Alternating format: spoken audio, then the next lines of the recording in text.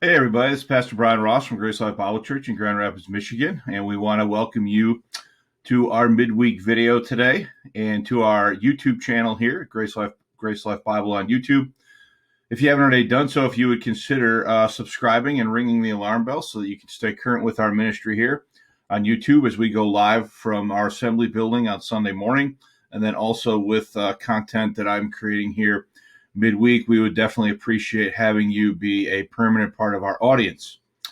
Our featured book for the month of August is my co-authored book on J.C. O'Hare and the origins of the American Grace Movement. And I wrote this book. This came out in 2018. And this is a full-length feature church history book. It's over 250 pages, hardback. And you can, if you're interested in the history of dispensational thought in the United States, definitely something that you're going to want to pick up. And you can pick this up from Dispensational Publishing House, and I'm going to leave a link in the description for this. I also want to remind you about our Rumble channel that we've established as an alt tech site to YouTube.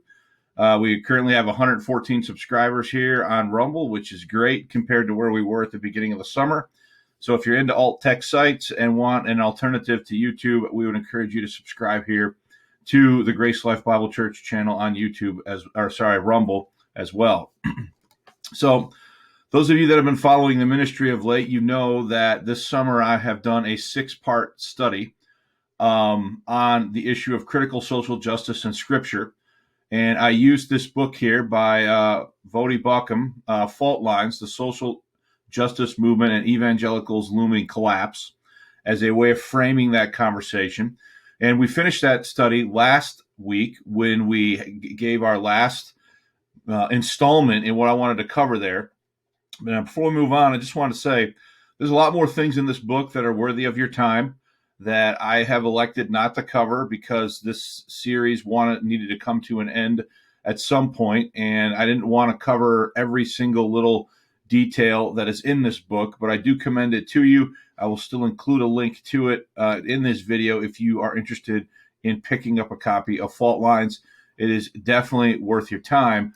And also, I'm going to include the playlist for the entire series here on critical social justice in Scripture.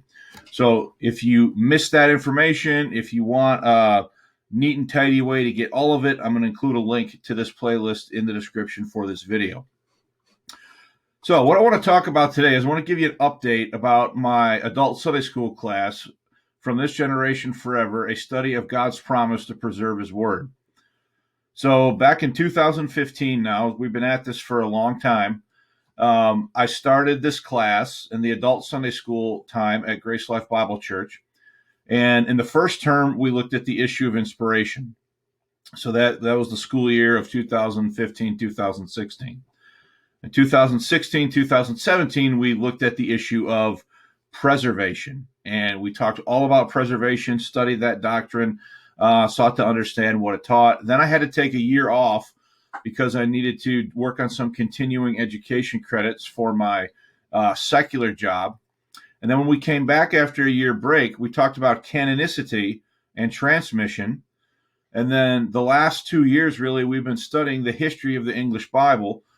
And we started with the fall of Constantinople. We talked about how manuscripts made their way into Western Europe. Greek manuscripts made their way into Western Europe because of the fall of Constantinople. We talked about the invention of the printing press. We talked about the Wycliffe Bible. Many, many things we've discussed. And we've worked our way now up in time. We've gone all the way from Tyndale all the way to the Reims New Testament, and we've sought to understand what was going on with the English Bible all the way up until the year basically 1600, which is where we are now. On September 12th, I'm going to be resuming this class. After a break for the summer, I've been reading, studying, trying to get myself prepared in advance for what I want to be talking about here as we start the next term.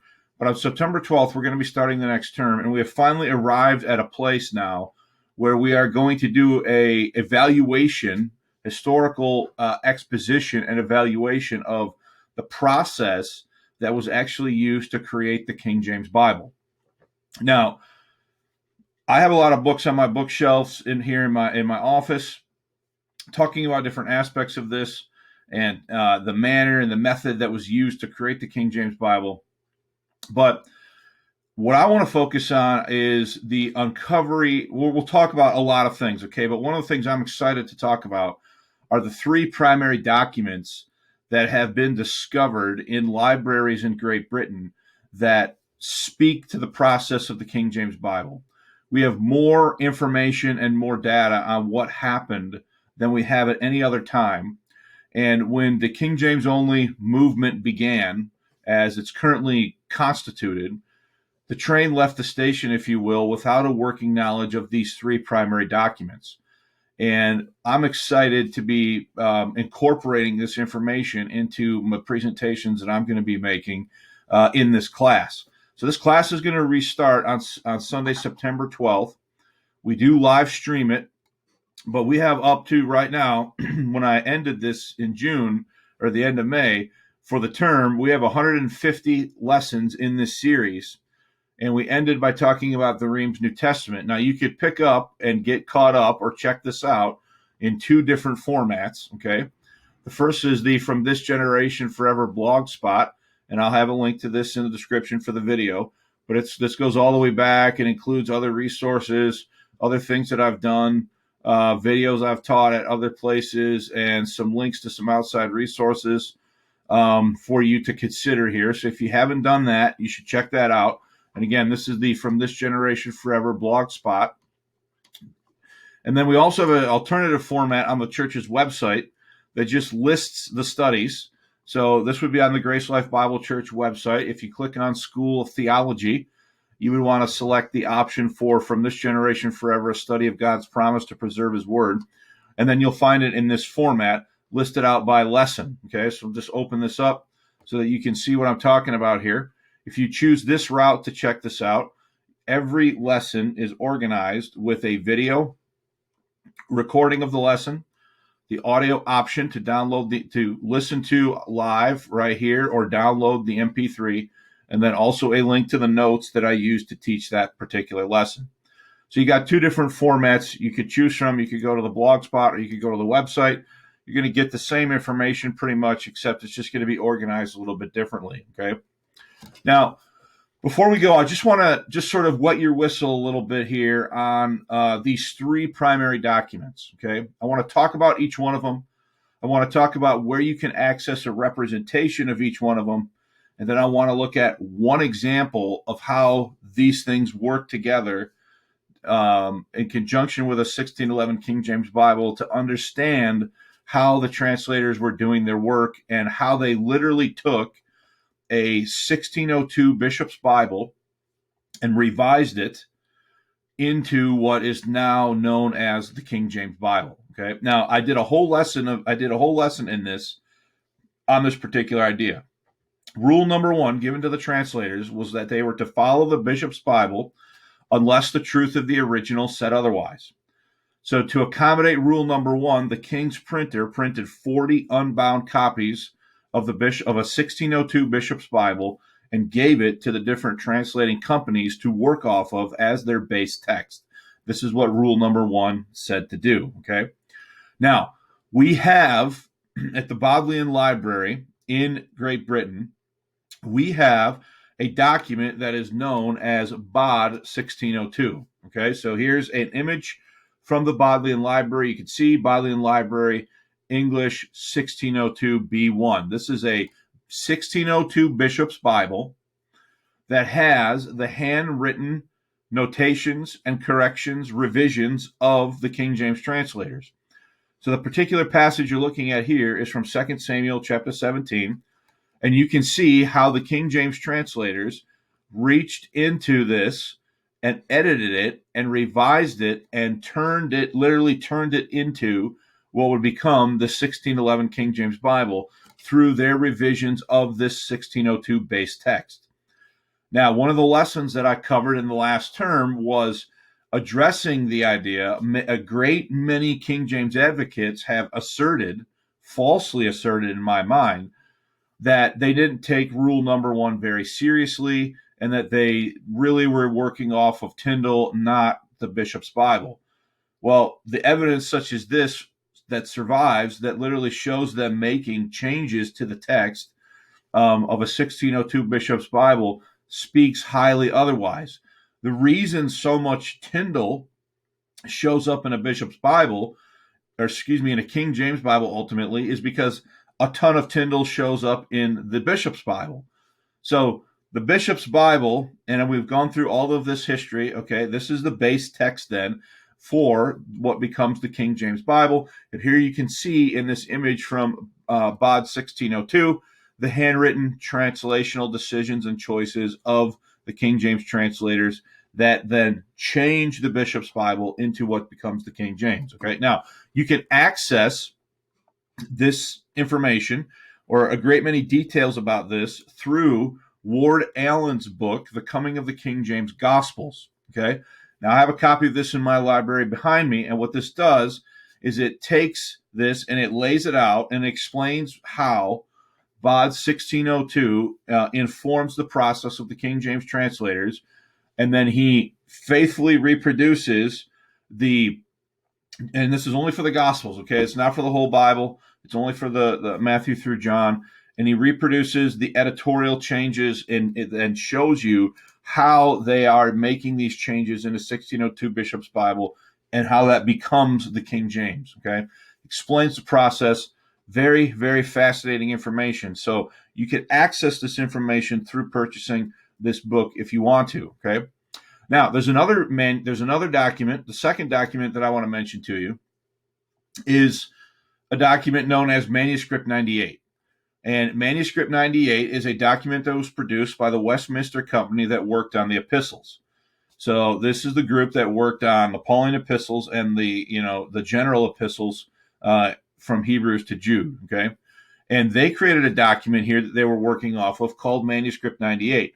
And you can see that, and this is in the Library of Lambeth Palace, also in England. And here you can see the beginning of the Epistle of Paul, of St. Paul, the Epistle of Paul, the Apostle to the Romans. And here we have chapter 1 here. See if I can navigate this a little bit. But you can see that what they've done is they've taken the bishop's text and they've handwritten it here, and they've left themselves columns from which to be able to make changes and verses that are left blank. So here we have Romans chapter 1, verse 1 and verse 2 seem to indicate or do indicate places where they felt no need to change the text of the bishop's Bible. So this is all very interesting. This is the second document. This is the manuscript that translational company produced. And Ward Allen, again, has granted access to this through his 1977 publication. Let me just check that date. I think that's right, 1977. Yep, 1977, on translating the New Testament epistles, 1604 to 1611, a manuscript of King James's Westminster Company. So here's the second of the three primary documents that are available now for people to look at and to understand the process. It is my understanding and my contention that Manuscript 98 represents an early stage of the work as we consider the process. My point is we can look behind the curtain of what was going on with the translators and what they were doing and how they were making their choices, etc., in a way that we've never been able to before, through being able to look at these documents and understand them and then chart them out and lay things out so that a real good understanding of what was going on can be arrived at. Okay, a lot of the process up to this point has been somewhat shrouded in mystery. We don't have the final draft that was given to the printer, okay, but we do have a lot that we can discern by looking at these three documents. The third one that I want to mention, the third document that I want to mention, is Translating for King James. Translating for King James.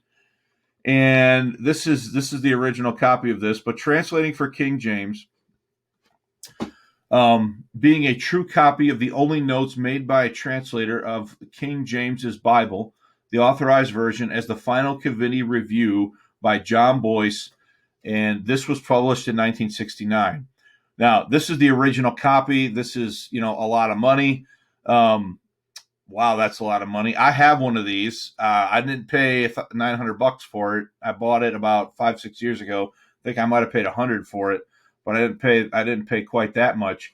But you have a paperback option here on this purple one that I originally showed you here that would be considerably cheaper if somebody wanted to buy one of these. I had a paperback one and I had the other one. I'd accidentally bought both. I didn't realize that I was buying the same thing. I kept the hardback one from 1969 and gave away the paperback copy. But anyway, these are the notes of John Boyce. John Boyce, and this is the third primary document that speaks to the process. John Boyce sat on the final committee review of the King James Bible, and he's the only one that we know of that took notes on the proceedings. So this contains the notes of a translator as the committee is going through the final review for the King James Bible. So we have here three primary documents. They represent different stages of the process, and they speak to what was actually going on with the King James translators.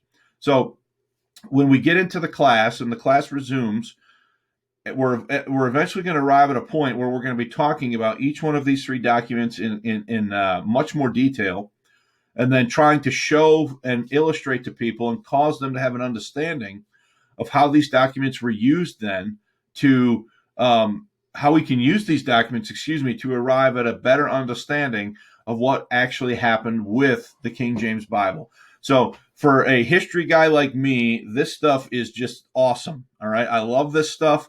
And I think that people will like it too as they get a better appreciation of what is going on. Now, let me just give you one example here. Okay. So I took this image. This is from a bishop's Bible, 2 Samuel chapter 17, verse 3. This is from a bishop's Bible, and here's the way it read. And I will bring again all the people unto thee, and when all shall return, the man whom thou seekest being slain, all the people shall be in peace. So this is what the King James translators inherited. And we're only looking at one verse here, okay? So this is what they inherited in the bishop's Bible, in the 1602 bishop's Bible, all right? This is what the reading was. Now we can come back over here to our image from the Bodleian Library, and we can see here verse 3, all right? Now, so this is what we just read, but just on the page. And will bring again all the people unto thee, and when all shall return, the man whom thou seekest being slain, all the people shall be in peace. Now you'll notice here that in Bod 1602, they've struck this part out of the verse. They've struck this part out of the verse, and they've made different changes and additions up here to different parts of the verse, right? So so now these are their changes that they're making to the bishop's Bible. And we can go over here now, we can look at the 1611 King James, and we can see the results of that process. Here's verse 3. And we're going to read it here just because it's a little bit easier to see. And I will bring back all the people unto thee. The man whom thou seekest is as if all returned, so all the people shall be in peace. So you can see that the King James Bible, that the final reading of the 1611 King James Bible represents the editorial changes and revisions made to the 1602 Bishop's Bible by the King James translators. This part is removed from the verse. This part is removed from the verse. A couple wording alterations and so forth are made here. And the end result of that is that we get this reading right here in 2 Samuel chapter 17 in the King James Bible. And we can actually now understand and look at how the Bishop's Bible was sort of revised into what ultimately became the King James Bible. So this is really fascinating stuff. This is really interesting material to look at and to consider as we think through the process of the King James and really try to get to the bottom of this and understand it in maybe for a lot of folks, maybe even in a new way. So I'm really excited about the start of my class on September 12th, where we're going to get into this. Now, when the class starts, there's some other things we need to talk about a little bit before we get to this point. But I'm really excited to be able to talk about these and to show people how this process occurred and how it worked. So that's cool. I hope there's some interest in that. And again, if you want to look at what I've talked about so far leading up to this point to understand how we got here, you have two different formats to check this class out in. The first one is the Blogspot. I'll have a link to this in the description. The second is just the listing on the church's website. I have a link to this as well where you can pick up this class up. And I just want to remind you about GraceLifeBibleChurch.com. This is our church website. We go live Sunday mornings at 9 o'clock and at 10:40 for Sunday school and church. On YouTube and Facebook is where we're going live. And I want to also mention, folks, our Bible conference. We're really excited about our Bible conference this year. It's October 22nd through the 24th, and we're going to be doing a deep dive into the book of Philemon. We're calling the conference Philemon, Grace in Action.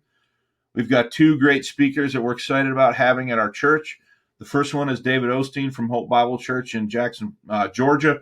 A lot of you follow him. You follow his ministry. So we're excited to have Brother Osteen. And then our second speaker is Brother Joel Hayes from Fellowship Bible Church in Orlando, Florida. Joel is busy tirelessly with his podcast. And so we're excited to have both these great speakers come and be a part of our conference this year, as well as somebody that you might know of, myself. I'll be speaking as well. The meeting starts on Friday, October 22nd, with two studies that evening. Then we have a full day on Saturday, October 23rd, looking at different aspects of the book of Philemon. And then we conclude this here on Sunday, October 24th. So we're really excited about this conference. If you haven't made plans, we'd consider you to do that. If you need recommendations on a hotel or a place to stay, by all means, please reach out to the church, and we'd be happy to help you with that. Now, before you go, if you haven't already done so, if you would consider liking, commenting, and sharing this video. Also, if you would consider subscribing to our page here and ringing the alarm bell, both here and on Rumble, we would appreciate that. And I want to remind you again about our featured book for the month of August, which is J.C. O'Hare and the Origins of the American Grace Movement. Make sure to check this book out on dispensationalpublishinghouse.com. So we're excited about our class coming up on September 12th. We're excited about our Bible conference in the month of October. A lot of things to look forward to here as far as the ministry here at Grace Life Bible Church is concerned. If you haven't already done so, we'd encourage you to check out the series on critical social justice and Scripture. And before you go, I just want to remind you that if you've never trusted Jesus Christ, if you have never come to the place where you've acknowledged your sin before Almighty God and reached out in faith to a Redeemer who paid the redemption price for your sin by shedding his blood on the cross, being buried, and being rose again the third day as the only total complete payment for your sin, if you've never trusted and relied exclusively on the death, burial, and resurrection of Jesus Christ as the only payment for your sin, please don't wait another second. Do that today before it's everlasting too late. Thanks for watching this video, and we'll see you next time.